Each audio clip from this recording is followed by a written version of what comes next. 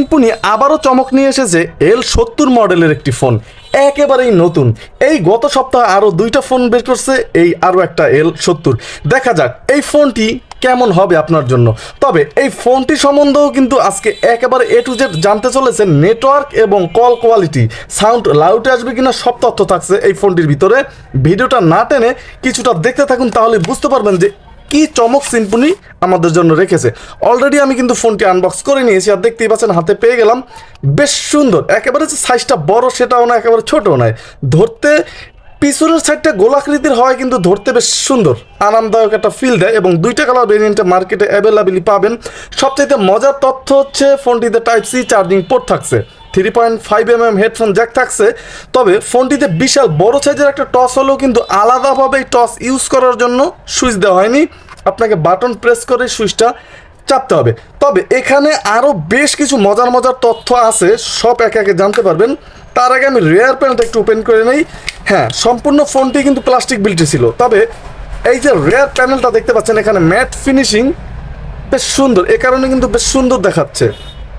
তবে এই প্যানেলগুলো ভাই এত পরিমাণে ঢিলে ঢালা করা হয়েছে, এটা কিন্তু আসলেই খারাপ। কারণ একটু এদিক ওদিক হলেই কিন্তু প্যানেলগুলো ফেটে যায়, দেখতেই পাচ্ছেন। তাহলে কিন্তু মার্কেটে বাইরে আর কিনতে পাওয়া যায় না। তারপর সাবধান ইউজ করার পরামর্শ থাকবে। আর ফোনের যে মূল বডিটা অন্য ফোন থেকে কিছুটা ঢিলে ঢালা ছিল, দেখতেই পাচ্ছেন। তবে প্রাইজেও তারা চমক রেখেছে, সব জানতে পারবেন। এখানে নেটওয়ার্ক অ্যান্টেনা থাকছে, আমরা দেখতে পাচ্ছি ফোনটির একদম নিচ বরাবর।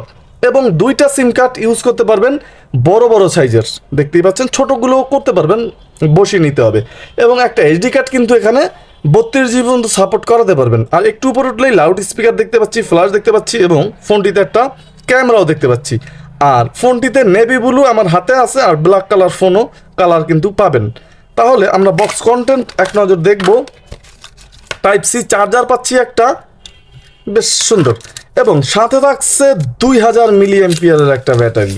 হ্যাঁ, 2000 mAh একটা ব্যাটারি কিন্তু সাথে থাকছে। অনায়াসেই আপনি এই ফোনটি দিয়ে 2.5 দিন 3 দিন চার্জ নিতে পারবেন। যদি হিউজ পরিমাণের কথা বলেন, সেক্ষেত্রে 1.5 দিন 2 দিনের মতো চার্জ নিতে পারবেন এই ফোনটি দিয়ে। তবে এখানে আর একটা সুখবর হচ্ছে, যদি আপনার শুধু ফোন আসে যায়, তেমন কোনো কাজে না লাগে, সেক্ষেত্রে 3 দিন প্লাস চার্জ নেওয়াও কিন্তু সম্ভব হবে এই ফোনটি দিয়ে। এবং অলরেডি কিন্তু আমি ফোনটি ওপেন করে নিয়েছি। এখানে 2.4 ইঞ্চ একটা ডিসপ্লে ব্যবহার করেছে কোম্পানি। আর ডিসপ্লের যে ব্রাইটনেস, এটা বেশ চমৎকার। এবং অক্ষরগুলো বেশ বড় বড়। অনেকেই আছে ছোট অক্ষর যে কারো পছন্দ হবে না, কারণ ছোট অক্ষরগুলো কিন্তু দেখতে সমস্যা হয়। এটা কিন্তু আপনি রোদের ভিতরেও দেখতে পাবেন খুবই সুন্দরভাবে। এবং এই ফোনটির যে ভাইব্রেশন, এইটা ভাই বাবা দিতেই হবে, কারণ আগের ফোন দুইটা ভাইব্রেশন ছিল স্লো, কিন্তু এই ফোনটিতে ভাইব্রেশন অনেক স্ট্রং। লং টাইম ধরে কিন্তু ফোনটির ভাইব্রেশনটা বাজতে থাকে। তাহলে এই ছাড়াও কিন্তু এই ফোনটির যে টস, এখানে আমরা একটু দেখবো যে টসটা, হ্যাঁ টসটাও কিন্তু হিউজ পরিমাণের আলো পাচ্ছেন, কোনো ধরনের ঝামেলা কিংবা প্যারা ছাড়া।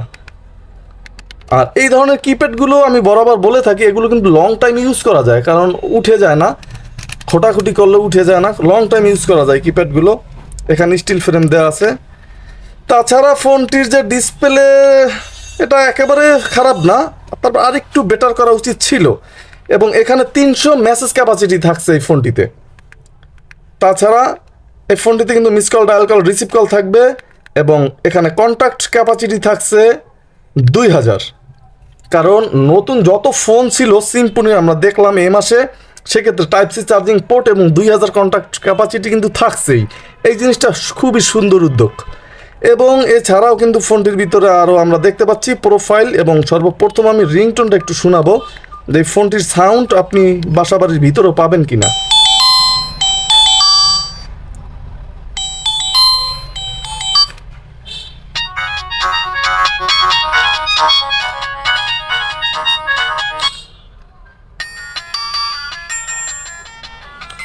ফোনটিতে মাত্র 3টা রিংটোন পাচ্ছেন না, আর নিজস্ব রিংটোনও কিন্তু সেট করে নিতে পারবেন। ভলিউম আর বাড়বে না, চাইলে কমবে।